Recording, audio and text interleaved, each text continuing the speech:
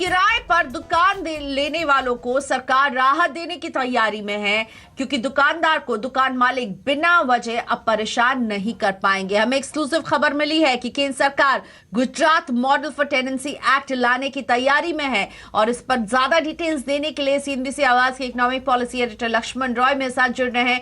लक्ष्मण, बताइए, किराए पर जो कानून सरकार लाने वाली है, इससे किस तरह से फायदा मिलेगा छोटे दुकानदारों को, खासतौर पे उन्हें जो किराए की दुकान में अपना कारोबार करते हैं? देखिए, ये जो कानून बनाया जा रहा है उसका मूल मकसद ये है कि दुकान का मालिक अगर किराए पर अपना दुकान देता है तो किराएदार को बेवजह परेशान ना कर सके, या फिर दूसरे शब्दों में कहें तो किराएदार अगर है जो दुकान किराए पर लेकर चला रहा है उसको अपने दुकान के मालिक से बेवजह डरने की ज़रूरत नहीं है। इसके लिए कानून में दो तरह के खास प्रावधान किए जाएंगे। पहला प्रावधान तो ये होगा कि दुकान का किराया कितना होना चाहिए, इसका एक फॉर्मूला तय किया जाएगा।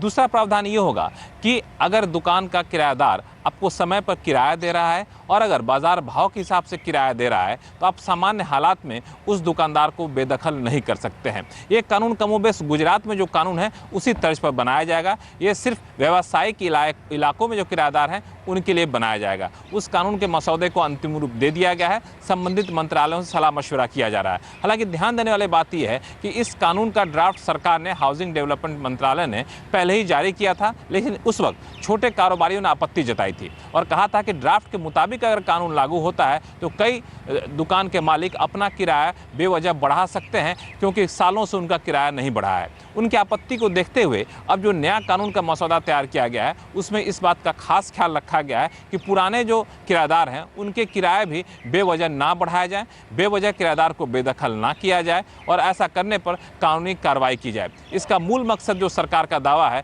वो ये पाना है कि छोटे कारोबारियों को, खासतौर से किराए की दुकान में जो अपना कारोबार कर रहे हैं, उनके हितों की रक्षा की जाए। धन्यवाद लक्ष्मण। तो किराए पर कानून लाने की तैयारी जल्द, और लक्ष्मण रॉय लेकर आए थे ये सारी details. Reserve bank governor Shaktikanta Das ने आज उद्योग संगठनों से मुलाकात की है। इस बैठक में फिक्की ने रेपो रेट और सीआरआर में 0.5% कटौती की मांग रखी। उद्योग संगठनों ने इसके अलावा लिक्विडिटी की समस्या भी बताई। इस पर गवर्नर ने ओपन मार्केट ऑपरेशन की चर्चा की और कहा कि ये उपाय अभी जारी रहेंगे। इंडस्ट्री के साथ नए गवर्नर की पहली इस बैठक में सीआईआई, फिक्की, एसोचैम जैसे संगठनों के प्रतिनिधि शामिल हुए। इंडस्ट्री बॉडीज ने गवर्नर के साथ मीटिंग को सकारात्मक बताया। उन्हें उम्मीद है कि मॉनेटरी पॉलिसी की अगली बैठक में उनकी मांगों पर विचार करते हुए रेट घटाए जाएंगे। ये इंडस्ट्री की पहली मीटिंग थी विद द आरबीआई गवर्नर और हमने कई चीज़ों पे चर्चा करी, but the chief matter was कि इंटरेस्ट रेट बहुत ऊंचे हैं देश में और इसको अर्जेंटली घटवाने की ज़रूरत है। और कितना घटाने की आप मांग कर रहे हैं इंडस्ट्री? हमने तो ये बोला है कि रेपो रेट में कम से कम 0.5% मतलब 50 बेसिस पॉइंट और सीआरआर में कट कम से कम 50 basis point. That is our demand. मुद्दों पे बात हुई कि कैसे सिस्टम में लिक्विडिटी को बढ़ाया जाए, कैसे एमएसएमई को सपोर्ट किया जाए, और जो इश्यूज हैं, और हम एज ए इंडस्ट्री बॉडी हमने ये भी रेज किया कि इंटरेस्ट रेट की तरफ भी देखना चाहिए कि कैसे इंटरेस्ट रेट को कम किया जाए जबकि इन्फ्लेशन ऑल टाइम लो है। तो गवर्नर ने पूरी बात हमारी सब लोगों की सुनी और मुझे पूरा विश्वास है कि इसका कुछ अच्छा आउटकम निकलेगा। रिस्पांस किस तरह से मिला आपको जब आपने इंटरेस्ट रेट कम करने की बात की? अगली पॉलिसी 7 फरवरी को है, क्या उम्मीद लग रही है आपको? मैं पर्सनली बहुत पॉजिटिव हूँ और जिस हिसाब से मीटिंग हुई है और जिस हिसाब से ओवरऑल रिस्पांस गवर्नर ने दिया है, मुझे लगता है कि इसका अच्छा आउटकम निकलना चाहिए। उठापटक के बीच बाजार बढ़त पर बंद होने में कामयाब हुए। निफ्टी कई सेशंस की मेहनत के बाद आज 10,900 के पार टिकने में कामयाब रहा है। सेंसेक्स में करीब 50 अंकों की हमने तेजी देखी। बैंक निफ्टी भी 27,500 के पार जाकर बंद हुआ, लेकिन मिड कैप इंडेक्स आज भी लाल निशान में ही बंद हुए। मजबूती वाले शेयरों में गेल, बीपीसीएल, एक्सिस बैंक शामिल रहे, जहां 2% तक मजबूती देखने को मिली है, लेकिन जी एंटरटेनमेंट, येस बैंक और सन फार्मा की पिटाई हुई।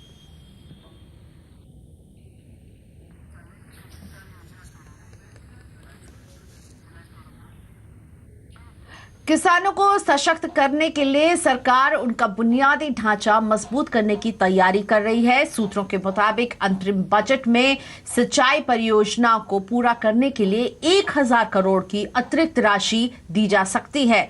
खबर पर और डिटेल्स देने के लिए आलोक प्रियदर्शी हमारे साथ जुड़ रहे हैं। आलोक, सरकार के इस फैसले से किसानों को कितना फायदा मिलने वाला है और कृषि सिंचाई परियोजना के तहत कितनी परियोजनाएं पूरी हो चुकी हैं अभी तक? अंतरिम बजट में भी मोदी सरकार का ध्यान कृषि क्षेत्र के बुनियादी ढांचे को दुरुस्त करने में ज्यादा रहेगा। सूत्रों के मुताबिक इस साल भी प्रधानमंत्री कृषि सिंचाई योजना के तहत 1000 करोड़ रुपए का अतिरिक्त आवंटन किया जा सकता है। दरअसल सरकार ने 2015 में प्रधानमंत्री कृषि सिंचाई योजना के तहत 2019 के अंत तक 99 सिंचाई परियोजनाओं को पूरा करने का वादा किया था, लेकिन अभी तक की स्थिति ये है कि सिर्फ 74 जो प्रोजेक्ट हैं अभी भी अटके पड़े हैं। और इसकी वजह से एक तरह से देखें तो जो कृषि क्षेत्र में बुनियादी ढांचे को लेकर सरकार का फोकस था वो डेविएट हो रहा था, क्योंकि लगातार सरकार ये कहती रही है कि किसानों के लिए जो इरिगेटेड लैंड है उसको ज़्यादा से ज़्यादा बढ़ाएगी। लेकिन कई सारे दूसरी वजहों से, जैसे कि पोलावरम प्रोजेक्ट है, वहाँ पर 1400 करोड़ रुपए का एडिशनल रिलीज़ करना पड़ा सरकार को। इसकी वजह से तमाम जितने भी प्रोजेक्ट अभी चल रहे थे वो अटक गए हैं। इसलिए सरकार कोशिश कर रही है कि जल्दी से जल्दी इन प्रोजेक्ट को पूरा किया जाए, ताकि कृषि क्षेत्र में जो बुनियादी ढांचा है, बुनियादी जो स्थिति है वो दुरुस्त हो और किसानों को आर्थिक मदद देने के साथ साथ पूरे सेक्टर के लिए भी एक कह सकते हैं सस्टेनेबल ग्रोथ को बरकरार रखने की कोशिश की जाए, क्योंकि एग्रीकल्चर ग्रोथ को लेकर सरकार काफ़ी मशक्क़त कर रही है। उसके बावजूद भी ग्रोथ नीचे जा रहा है और इस लिहाज से देखें तो जो बुनियादी ढांचे को दुरुस्त करना सरकार की प्राथमिकता में है। धन्यवाद आलोक पूरी अपडेट के लिए।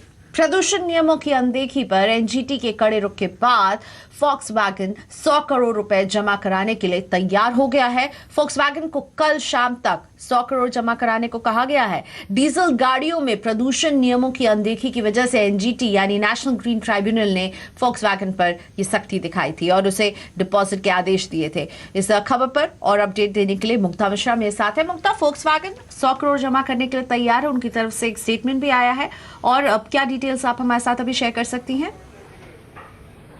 जी, जैसा आपने कहा, फोक्सवैगन ये 100 करोड़ डिपॉजिट करने के लिए तैयार है। हालांकि उन्होंने ये बात भी कही है कि जो मानक हैं, भारत में जो मानक हैं, एमिशंस के जो नॉर्म्स हैं, वो उसको कंप्लाई करते हैं और इसके बाद वो इस ऑर्डर के लिए सुप्रीम कोर्ट भी जा रहे हैं। 21 जनवरी को सुप्रीम कोर्ट में सुनवाई है। आज भी 4 मेंबर पैनल के सामने एनजीटी में सुनवाई थी, जहां पर जो आउटकम आया है वो फोक्सवैगन ने हमें बताया कि वो उन्होंने कहा है कि जब सुप्रीम कोर्ट डिसाइड कर लेगा उसके बाद हम डिसाइड करेंगे कि क्या करना है। सब कुछ डिपेंड करता है अब 21 जनवरी को सुप्रीम कोर्ट में होने वाली सुनवाई पर। अब इसका बैकग्राउंड आपको बता दूं, ये जो EA189 डीजल इंजन हैं, जिसके लिए यूएस में सबसे पहले परेशानी निकल कर आई, जहां पर चीट सॉफ्टवेयर लगाने की बात सामने खुलकर आई थी, उसके बाद फोक्सवैगन ने मांगा था कि 11 million cars world wide impacted हैं और उसके बाद एनजीटी में एक इंडिविजुअल, एक टीचर हैं, उन्होंने ये अर्जी दाखिल की थी फोक्सवैगन के खिलाफ और उसी के बाद से ये सारा मसला शुरू हुआ है। नवंबर में 4 मेंबर पैनल बना और उसके बाद ये डिपॉजिट देने की बात निकल कर आई है। अब फोक्सवैगन इसे चैलेंज कर रहा है।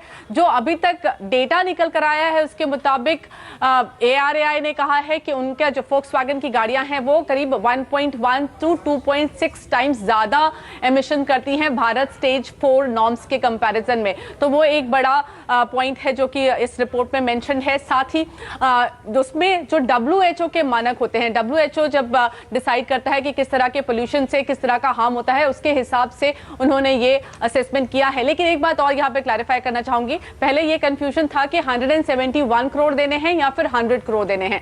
तो अब बात बिल्कुल साफ है, 100 करोड़ डिपॉजिट करना है फोक्सवैगन को, जिसको करने के लिए फोक्सवैगन बिल्कुल तैयार है कल के लिए।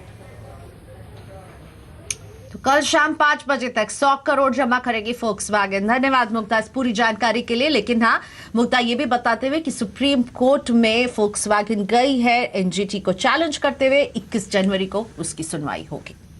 अगली खबर, प्रधानमंत्री नरेंद्र मोदी 3 दिन के गुजरात दौरे पर हैं। गांधीनगर में पीएम मोदी ने vibrant Gujarat global trade show का उद्घाटन किया। इसके बाद पीएम मोदी कई और कार्यक्रमों में शिरकत करेंगे और इस पर अपडेट देने के लिए मनीष देसाई अब हमारे साथ जुड़ रहे हैं। मनीष, प्रधानमंत्री मोदी के और कहां-कहां कार्यक्रम हैं अभी? बिल्कुल, देखिए प्रधानमंत्री जो है यहाँ पर 3 दिन रुकने वाले हैं। आज 2 बजे इन्होंने यहाँ गांधीनगर में जो ट्रेड शो है उसका उद्घाटन किया। उसके बाद अभी नई जो सरदार वल्लभ भाई पटेल हॉस्पिटल बनी है उसका वो मुआयना कर रहे हैं, उसका उद्घाटन भी किया। वहाँ पर पूरी हॉस्पिटल में घूम के उन्होंने देखा है कि किस तरह की अस्पताल बनाई गई है और आम आदमी के लिए कितना फ़ायदा होगा। यहाँ पे अस्पताल के बारे में बात करें तो 1500 बेड की कैपेसिटी है और 18 मंजिल की ये हॉस्पिटल है और यहाँ पर एयर एम्बुलेंस के लिए टेरेस पर एक हेलीपैड बनाया गया है। इस वक्त हम जहाँ हैं वो है शॉपिंग फेस्टिवल की जगह। यहाँ पर 5 बजे प्रधानमंत्री पहुँचेंगे और इस शॉपिंग फेस्टिवल का उद्घाटन करेंगे। ये शॉपिंग फेस्टिवल आज से खुल जाएगा और 28 तारीख तक खुला रहना है। कल सुबह प्रधानमंत्री 10 बजे वाइब्रेंट ग्लोबल समिट जो है उसका उद्घाटन करेंगे। उसके बाद शाम में उनकी सीईओ के साथ एक मीटिंग है, गाला डिनर का आयोजन किया गया है जिसमें वो देश के 25 से भी ज़्यादा जो उद्योगपति है उनके साथ मुलाकात करेंगे, उनसे डिस्कस करेंगे कि देश की इकोनॉमी के लिए किस तरह से आगे बढ़ा जा सकता है और गुजरात ही नहीं देश भर में किस तरह से नया इन्वेस्टमेंट आए, ना ही केवल देश भर से बल्कि भारत के बाहर से भी किस तरह से नया इन्वेस्टमेंट आए, इस पर इनका फोकस रहेगा और इसीलिए ये दौरा इनका बहुत अहम माना जाता है।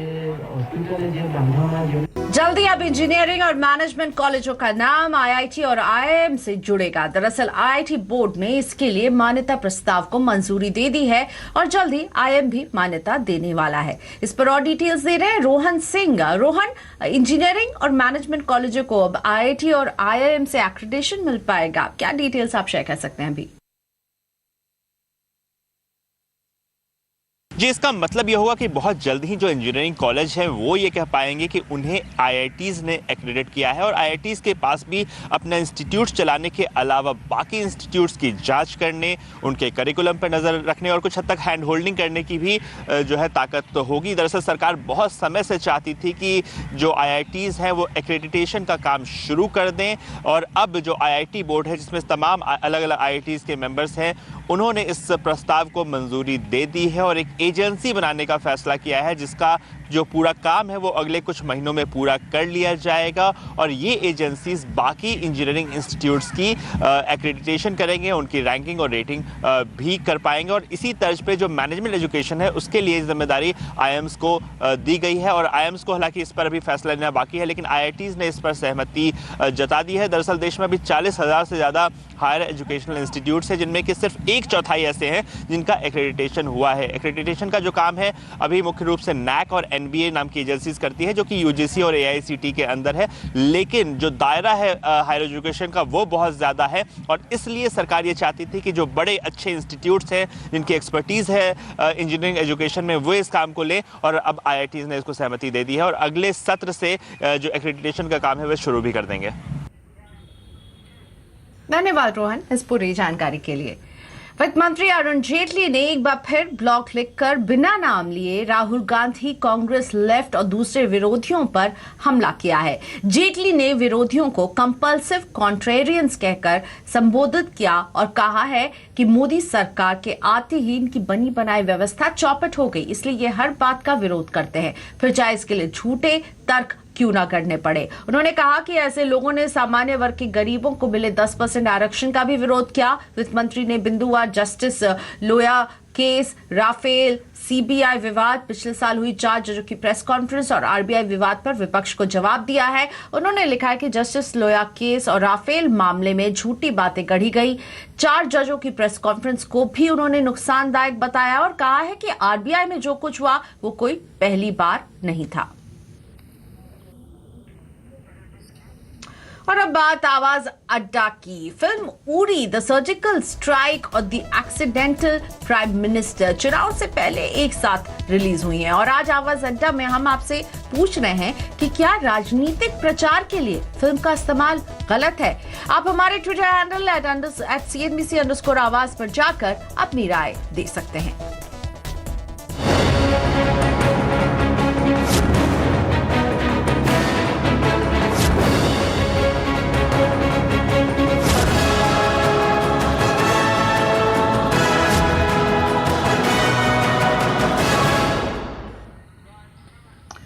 सुप्रीम कोर्ट ने महाराष्ट्र में डांस बार को कुछ शर्तों के साथ इजाजत दे दी है। कोर्ट ने महाराष्ट्र सरकार की 2016 के कानून को वैध माना है, लेकिन साथ ही कुछ नियमों में बदलाव भी किए हैं। कोर्ट ने कहा कि डांस बार में नोट और सिक्के नहीं उड़ाए जाएंगे, लेकिन बार गर्ल्स को टिप दी जा सकेगी। वहीं कोर्ट ने फैसला सुनाते हुए अश्लीलता पर सजा के 3 साल के प्रावधान को मंजूरी दे दी है।